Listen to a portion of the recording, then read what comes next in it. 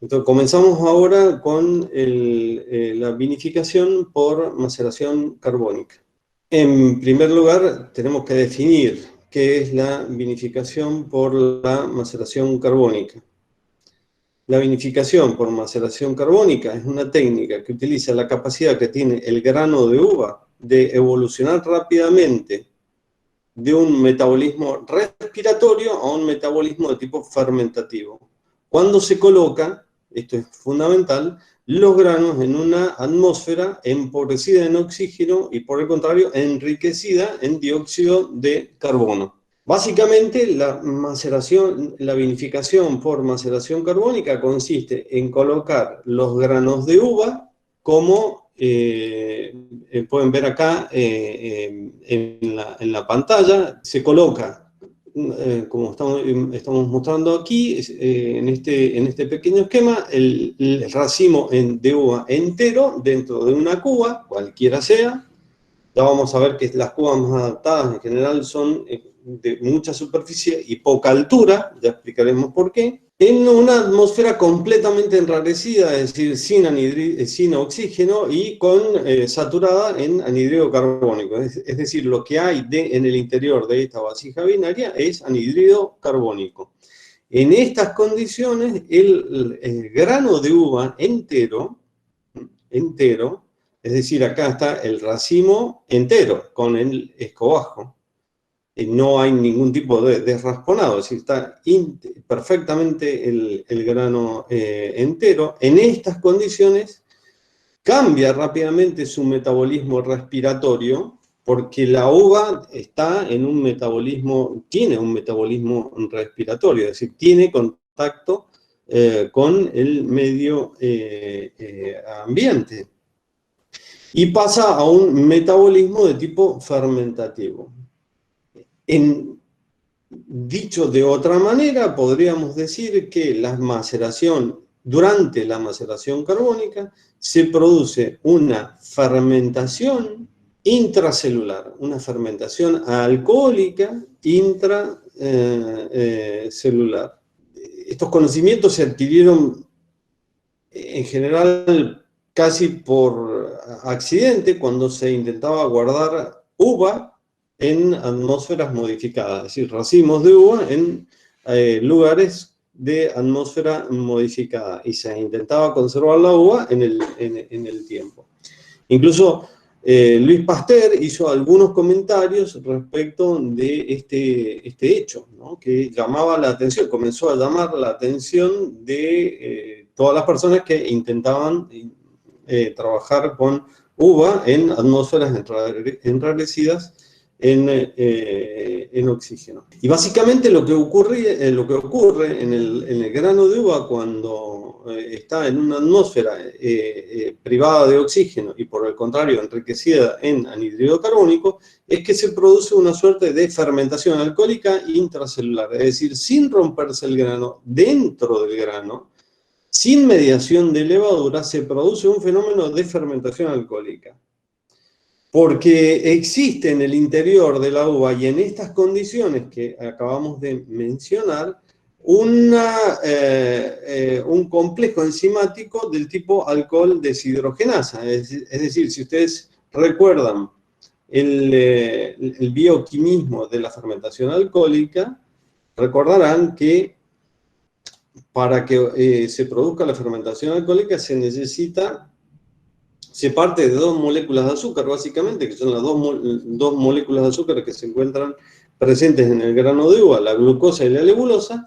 Se llega a dos triosas, de estas dos triosas se llega al ácido pirúvico, del ácido pirúvico una descarboxilación, obtención del acetaldehído, para finalmente la obtención del alcohol etílico, con previamente un desprendimiento de anhídrido carbónico. Esto es lo que se da en una fermentación alcohólica tradicional, en donde la cimasa alcohólica es aportada por la levadura. Cuando encontramos el grano entero en una atmósfera privada de oxígeno y enriquecida en anhídrido carbónico, este mismo proceso se produce en el interior del grano de uva. ¿Por qué? Porque en el interior del grano de uva se encuentra una ese pool enzimático necesario para provocar esta fermentación intracelular, como dije, que llega hasta unos 2 grados de alcohol, no más. No más. Pero ocurre que mientras se produce este fenómeno de maceración carbónica o vinificación por maceración carbónica, no solamente se obtiene alcohol, sino que se producen una serie de transformaciones que ya veremos brevemente, pero lo veremos fundamentalmente relacionado con la formación de aromas muy interesantes y en una concentración notable que lo hacen especialmente interesantes,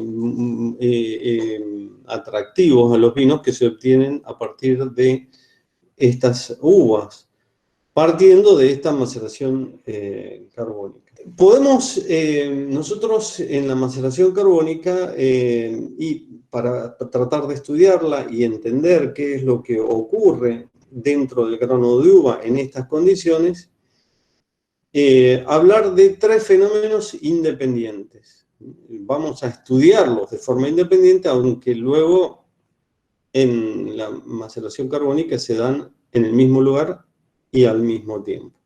Por un lado, un metabolismo anaeróbico de la baya, del grano de uva, un intercambio difusional entre fases líquidas, sólidas y gaseosas, lo muestro y luego lo vamos a explicar. Se produce un intercambio, en el grano de uva, ya lo veremos, vamos a tener la fase sólida, representada por la pulpa, el ollejo, la fase líquida, representada por el mosto, y hay una fase gaseosa, sobre todo en el ambiente que rodea al grano de uva. Y se produce en la maceración carbónica un intercambio difusional entre estas 3 fases. Intercambio difusional que es clave entenderlo para comprender lo que ocurre en este proceso de maceración carbónica. Pero vayamos entonces al primero de los puntos, al metabolismo anaeróbico. Recuerdo que vamos a hablar de 3 fenómenos independientes: el metabolismo anaeróbico, los intercambios por difusión y la fermentación propiamente tal. Repito, vamos a desarrollar ahora el metabolismo anaeróbico.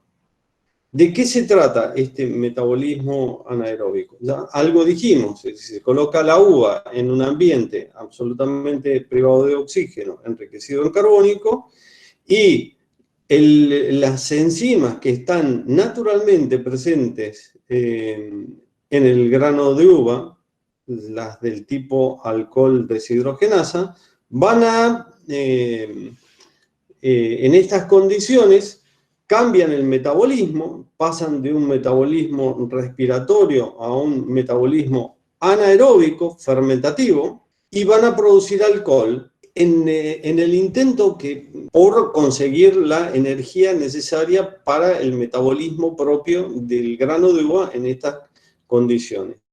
¿A qué me refiero con esto? La alcohol deshidrogenasa juega un papel clave en el suministro de energía en anaerobios. Es decir, todos estos procesos ocurren porque en definitiva, lo que se busca es la obtención de energía. ¿Por qué, podríamos decir, se produce la fermentación alcohólica? La fermentación alcohólica se produce, entre otras cosas, porque es un modo que tiene el sistema de obtención de energía. ¿Por qué se produce la respiración en el metabolismo aeróbico? Porque es el modo de obtención de energía. La última razón de todos estos procesos, en definitiva, es la obtención de energía. Y podríamos decir que la razón de ser de la maceración carbónica es el modo que tiene el pool de enzimas contenidas dentro del grano, la alcohol deshidrogenasa, de obtener energía. Y como consecuencia produce una fermentación intracelular. Dentro del grano de uva se va a producir un catabolismo de glúcido. Ese catabolismo de glúcidos, azúcares, lo que hace es que se obtengan a partir de estos azúcares, como ya hemos dicho, entre un 1 y 2 grados de alcohol, es decir, un 1 a un 2% de alcohol formado a partir de estos azúcares. También va a tomar el grano de uva y va a consumir una parte del anhídrido carbónico que rodea al racimo de uva. Y ese anhídrido carbónico, si recuerdan los compuestos secundarios de la fermentación alcohólica, va a estar destinado a partir del ácido pirúvico, se va a incorporar esa molécula de anhídrido carbónico y se va a formar una molécula de ácido málico. Es decir, en este proceso se va a formar ácido málico. Y ese ácido málico luego no va a ir finalmente a terminar en ácido láctico con una degradación del ácido málico hacia el ácido láctico, como ocurre, por ejemplo, durante la fermentación maloláctica, sino que, por el contrario, se va a formar, se va a respirar ese ácido málico, se va a producir algo de etanol, algo de ácido succínico, pero de ninguna manera ácido láctico. Es decir, que se va a formar, a la vez que se forma, también luego por el mismo proceso se va a degradar el ácido málico formando etanol y ácido succínico. También va a haber una formación y un aumento de aminoácidos, fundamentalmente a partir de proteínas. Se va a producir una migración de proteína a aminoácido. Y se provoca una redistribución del nitrógeno implicado en las estructuras peptídicas. Es decir que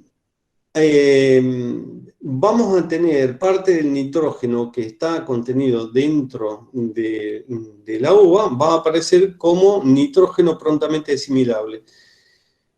Esto tiene una importancia crucial en la vinificación por maceración carbónica.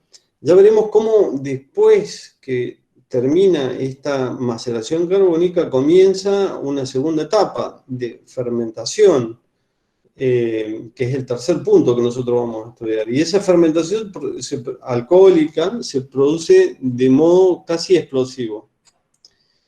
Fundamentalmente porque la levadura, ahora sí, va a tener en la última etapa, ya hay solo mosto, si no hay racimo de uva entero, ya llegaremos allí, pero me adelanto un poquito, hay solo mosto, y ese mosto se produce una fermentación alcohólica de un modo muy rápido, entre otras cosas, por la gran disponibilidad de nutrientes, y ya vamos a ver que también van a estar presentes las levaduras para provocar esa fermentación alcohólica tradicional.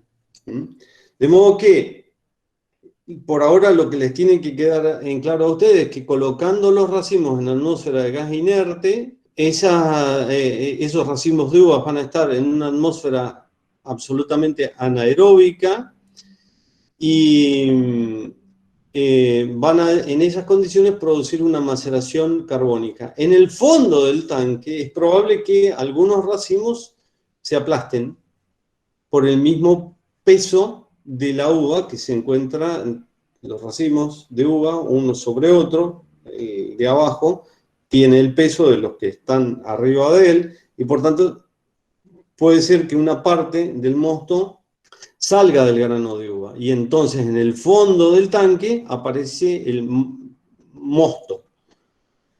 Entonces, normalmente cuando se está realizando la maceración carbónica, en el fondo del tanque se está produciendo a la vez una fermentación alcohólica tradicional, es decir, se libera mosto, el mosto en condiciones anaeróbicas mediando ahora sí la acción de la levadura, provoca una fermentación alcohólica convencional. Fermentación alcohólica convencional que va a liberar anhidrido carbónico a su vez y va a ayudar a mantener la atmósfera de anhidrido carbónico de la totalidad del tanque.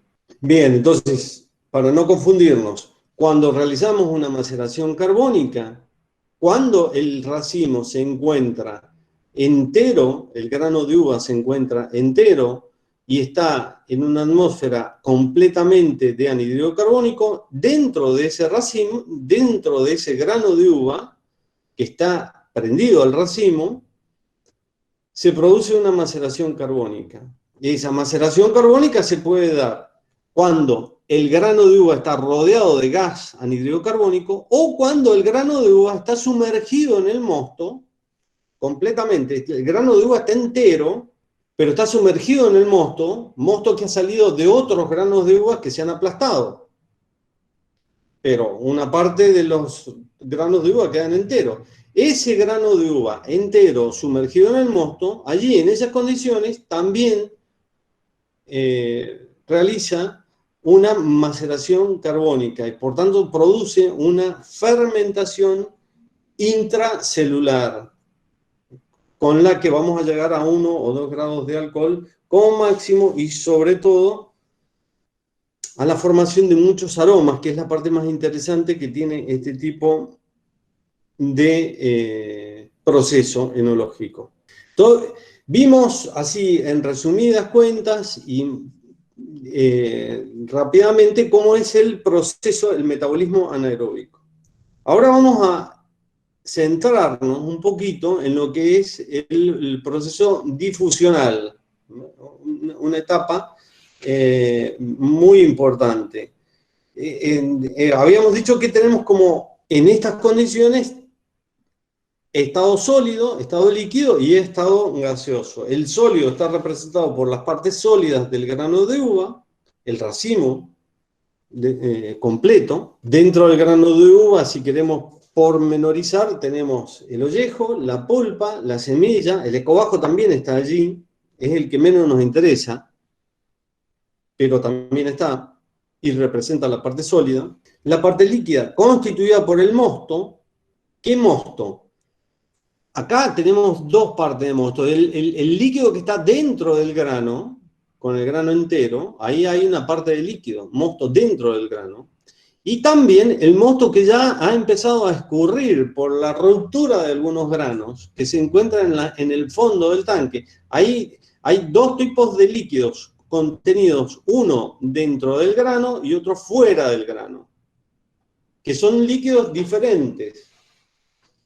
Dentro del grano se está dando un proceso de maceración carbónica. Fuera del grano el líquido está desarrollando un proceso de fermentación alcohólica tradicional. Y por último tenemos una tercera etapa, que es la etapa, es la fase gaseosa, es decir, dentro del tanque tenemos gas, anhídrido carbónico. Ahora, entre estos tres estados de la materia que tenemos en el interior de este tanque, sólidos, líquidos y gaseosos, se produce un intercambio que es muy interesante, de analizar, porque caracteriza de alguna manera a este tipo, a los vinos obtenidos con este tipo de proceso.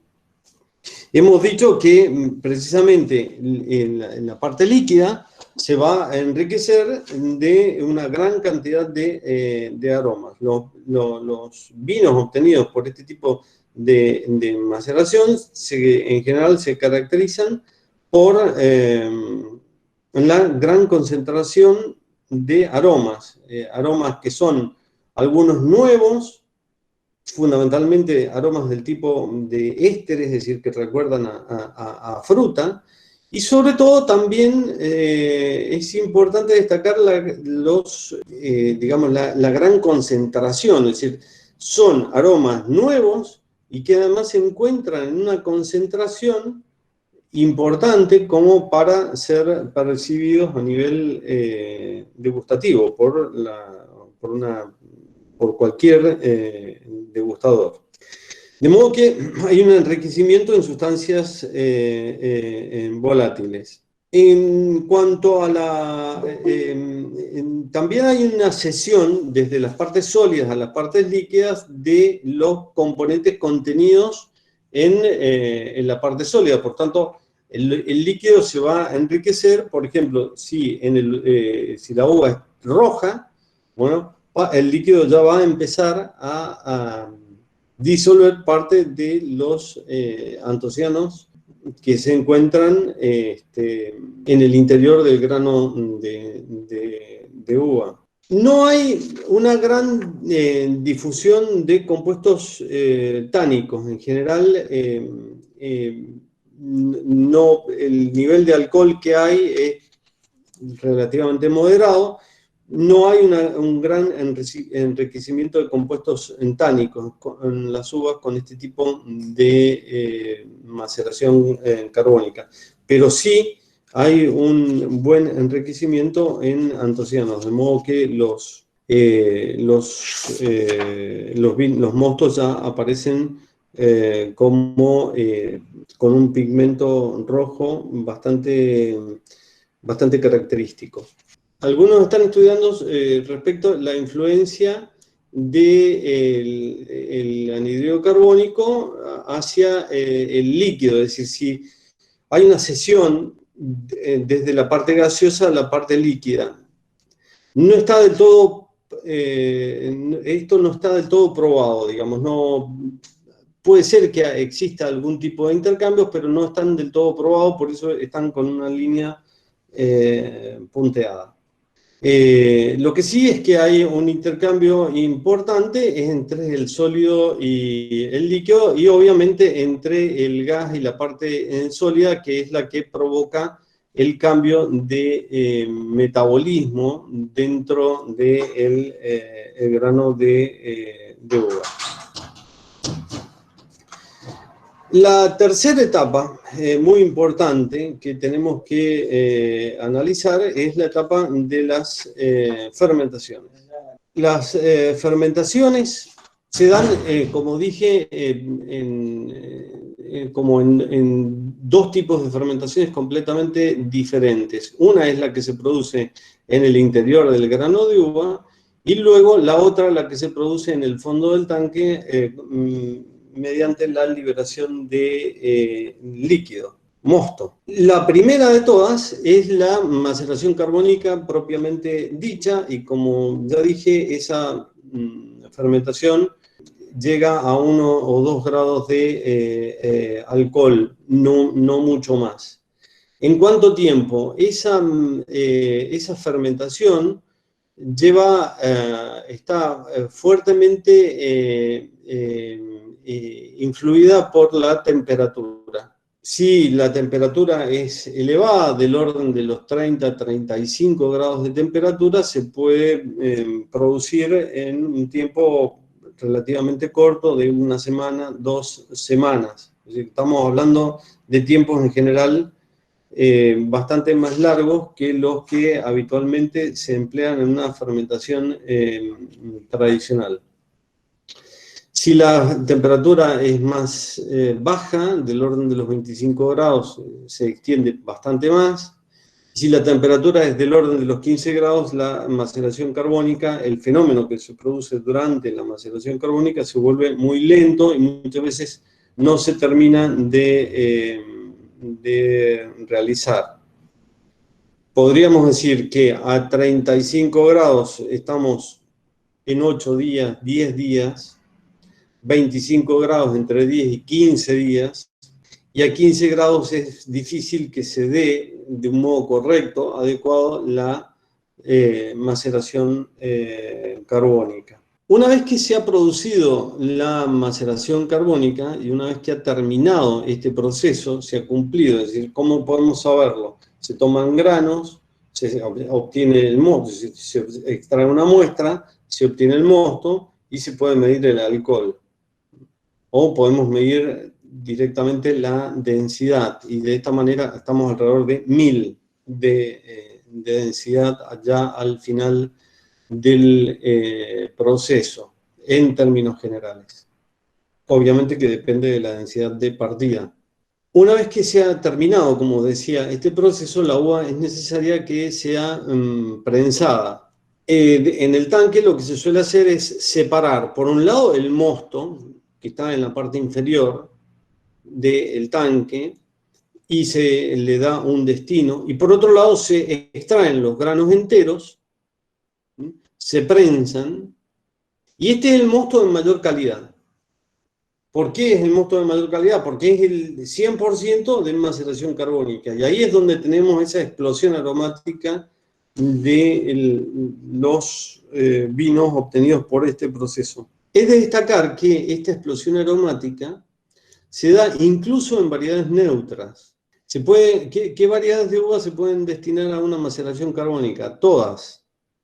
Pero las variedades neutras es muy interesante porque de suyo las variedades neutras en general no forman tanto aroma porque son neutras, pero por maceración carbónica sí se producen una gran cantidad de aromas y se obtienen vinos muy concentrados en aromas. Y este, como repito, la misma idea, es el vino más interesante, el que se obtiene del prensado. El mosto obtenido por escurrido, digamos este que se ha obtenido por la parte de abajo del tanque, es interesante, pero no tanto. El más interesante de todos es el que se obtiene del prensado de los granos enteros. Hay algunos diseños de tanques para la maceración carbónica que constan de un falso fondo, es decir, ahí tienen un diseño especial, terminan normalmente en tronco de cono, y tienen un falso fondo, de modo que colocan, los racimos se encuentran en la parte superior del tanque, y en la parte inferior se recoge el mosto. Y en estos tanques se puede dar se pueden manejar temperaturas diferenciadas. Han visto que la maceración carbónica, para que se produzca la maceración carbónica, es interesante obtener es decir, mantener la uva a temperaturas elevadas, 25, 35 grados de temperatura, pero también hemos visto en las clases anteriores que para la fermentación de los vinos blancos es conveniente tener temperaturas que estén por debajo de los 20 grados centígrados, alrededor de los 15 grados centígrados, temperatura que, esta última, la de los 15 grados centígrados, no es adecuada para una maceración carbónica. Bueno, en estos tanques uno puede tener al menos moderadamente temperaturas diferenciadas, sobre todo si son esbeltos. Entonces uno puede tener a una temperatura más o menos baja el mosto en la parte inferior y a una temperatura elevada los racimos en la parte superior dentro del mismo tanque. Y es importante mantenerlos en el mismo lugar porque el mosto en fermentación en la parte baja genera anhídrido carbónico y mantiene la atmósfera de anhídrido carbónico, cosa que es muy importante. Luego se pueden hacer otros tipos de desarrollos más sofisticados que ya veremos, es decir, eliminar la totalidad del mosto, fermentar el mosto en otro tanque por separado a una temperatura diferenciada y en la parte inferior del tanque permanentemente estar inyectando anhídrido carbónico que se obtiene de otra pileta que esté fermentando a la vez. Esto que parece un trabalengua no lo es, hay que tener en cuenta que un hectolitro de mosto, la fermentación de un hectolitro de mosto, de 100 litros de mosto, provoca 50 hectolitros. Un hectolitro, 50 hectolitros de anhídrido carbónico. Es decir, que la fermentación de un hectolitro de mosto con 200 gramos de azúcar por litro produce un volumen 50 veces superior de anhídrido carbónico. Cosa que es muy aprovechable para realizar este tipo de procesos, porque no hace falta gastar en anhídrido carbónico. El mismo proceso fermentativo nos genera el anhídrido carbónico que se necesita para este proceso. Y de esta manera se pueden tener tanques en donde se los conserva a los productos que se están fermentando a temperaturas distintas y adecuadas al proceso que se está realizando y sin mayores gastos energéticos. ¿Está? Un tema muy práctico, muy interesante de ser analizado. Entonces, ya con esto hemos visto cómo se producen se pueden manejar las dos fermentaciones, pero llega un momento, después del prensado, donde finalmente hay que terminar la fermentación. En el caso de que se haya separado totalmente, el mosto vaya hacia el mosto en la parte inferior del tanque, vaya hacia un lugar, y el mosto obtenido del prensado de la uva entera, es decir, 100% maceración carbónica hacia otro tanque, estos dos mostos el primero de todos ya inició la fermentación alcohólica. Entonces el primer mosto que se obtiene, el mosto líquido, va a continuar la fermentación alcohólica y lo va a hacer muy rápido, de un modo muy vigoroso. Porque hemos visto que en los procesos de difusión hay una transformación importante de los compuestos nitrogenados. Y parte de las proteínas se han transformado en aminoácidos, parte del nitrógeno, los péptidos se han transformado en sustancias nitrogenadas. O sea que en estos tipos de caldos hay una gran riqueza nitrogenada. Y esto hace que apenas obtenido el mosto, las fermentaciones alcohólicas se desarrollen de un modo muy rápido, muy vigoroso y se terminen en muy poco tiempo. Entonces, esto hay que tenerlo muy presente para la última etapa de la fermentación, porque en el caso de la maceración carbónica, hemos repetido ya un montón de veces, pero solamente fermentamos 2 grados de alcohol. El resto, para fermentar el resto del azúcar, hay que continuar con una fermentación convencional. Quedan muchos gramos de azúcar todavía por fermentar. Y esa fermentación se va a producir como una fermentación convencional, fermentación alcohólica, donde quien realiza la fermentación es la levadura, o dicho con criterio más preciso y científico, la cimasa alcohólica aportada por la levadura, y la va a hacer muy rápidamente, porque hay mucha disponibilidad de nitrógeno prontamente asimilable. Entonces, cuando se prensa y se manda a fermentar, ahí hay que disponer de suficiente cantidad de frío como para bajar la temperatura. Recuerden que esta uva ha fermentado, ha hecho la maceración carbónica a temperaturas elevadas, es decir, estas temperaturas hay que bajarlas a temperatura de fermentación de vino blanco, por debajo de los 18 grados centígrados, para tener una fermentación correcta, fermentación alcohólica correcta. Y en estas condiciones ya termina todo el proceso.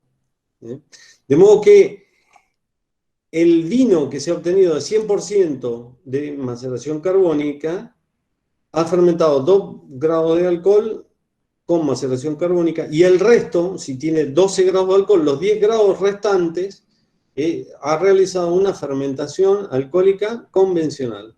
Básicamente esta es la totalidad del proceso. Luego pueden realizarse una serie de consideraciones respecto de, por ejemplo, qué pasa con la fermentación con el ácido málico, con la fermentación maloláctica. Normalmente en las uvas, en los vinos obtenidos por maceración carbónica, hay una parcial neutralización de los ácidos. De modo que la acidez total cae y aumenta un poco el pH. En algunas condiciones, normalmente no se hace fermentación maloláctica, pero para no hacerlo hay que hay que estar muy atentos, porque se produce de forma espontánea y muy rápidamente, por, entre otras cosas, la gran disponibilidad de sustancias nutritivas.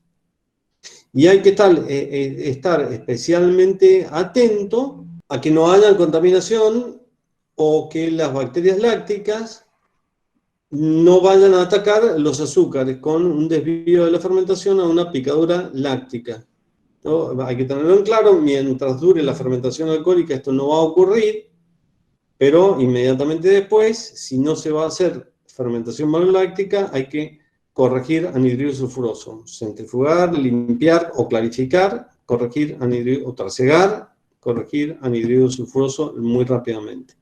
Cuando las temperaturas son altas, la caída del ácido málico, acá está graficada, la caída del ácido málico también es muy rápida. ¿Eh? Cuando las temperaturas son más moderadas, del orden de 15 grados, gráfica celeste, bueno, obviamente que la caída del ácido málico es todavía menor. ¿Y qué pasa con la disolución de los polifenoles totales? Bueno, sigue el ritmo de la temperatura, es decir, la disolución de los compuestos polifenólicos a 35 grados es muy rápida, hay un pico, luego hay una caída una especie de reabsorción de los compuestos polifenólicos entregados al medio a temperaturas del orden de los 35 grados, es mucho más lenta si, en cambio, la maceración carbónica se ha realizado a temperaturas moderadas del orden de los 25 grados y mucho más plana, mucho más baja, si es realizada a temperaturas del orden de los 15 grados centígrados. Es decir, estas gráficas están mostrando la evolución del ácido málico y la evolución de los compuestos fenólicos o polifenoles totales durante la maceración carbónica. Pero lo que tenemos que tener en claro es que si realizamos una maceración carbónica a temperaturas elevadas y la uva es roja, vamos a tener un proceso de extracción también importante. Si uno no quisiera extraer compuestos polifenólicos, por la razón que fuera, podría trabajar a temperaturas más moderadas, del orden de los 25 grados, sin mayor nivel de extracción. Si se va a realizar una fermentación maloláctica, bueno, uno puede prolongar a una temperatura, luego de la fermentación alcohólica, a una temperatura elevada del orden de los 20 grados, y van a terminar de degradar el ácido málico que todavía permanece en el vino, siempre que sea necesario. En general, para las uvas de nuestro medio, normalmente no es necesario realizar la fermentación maloláctica. ¿Cuáles son las características de los vinos obtenidos por maceración carbónica? En general son vinos mucho más estructurados, con una gran concentración aromática, con una gran variedad de aromas, especialmente aromas que recuerdan a frutas, son aromas que no se encuentran en una fermentación tradicional. Hay que tener cuidado con las desviaciones de la fermentación, esto es un poco el peligro que pueden llegar a plantear este tipo de fermentación. Estamos trabajando a temperaturas normalmente elevadas y por tanto, bueno, hay que tener mucho cuidado con los desvíos de la fermentación por el lado de la picadura láctica. Y también, y esto es muy importante, el tanque tiene que estar perfectamente saturado, yo diría sobresaturado en el sentido que acá no está marcado, pero debería, acá está la flechita ingresando anhidrido carbónico. Yo ingresaría anhidrido carbónico por abajo y haría que salga anhidrido carbónico, estar seguro de que en el tanque no haya absolutamente nada de oxígeno, porque si aquí aparece algo de oxígeno en la parte superior, se puede producir un incipiente picado, una picadura acética. Es muy importante que no haya aire durante el proceso. Luego, si uno necesita, por las razones que sea, una mayor concentración de compuestos polifenólicos, por ejemplo, se pueden practicar remontajes. ¿Con qué? Con el mismo mosto que está en la parte inferior del tanque. es una alternativa, especialmente para aquellas regiones de pHs muy bajos. Hemos hablado mucho de los aromas. ¿Qué aromas? Podríamos preguntarnos. Bueno, ¿a qué huelen? Hay mucho acetato isomilo, es decir, ese aroma característico de banana, acetal benzaldehído, almendras frescas. Son muchos ésteres que recuerdan a frutas, fenoles. En general podría llegar a aparecer por contaminación algo de fenoles volátiles.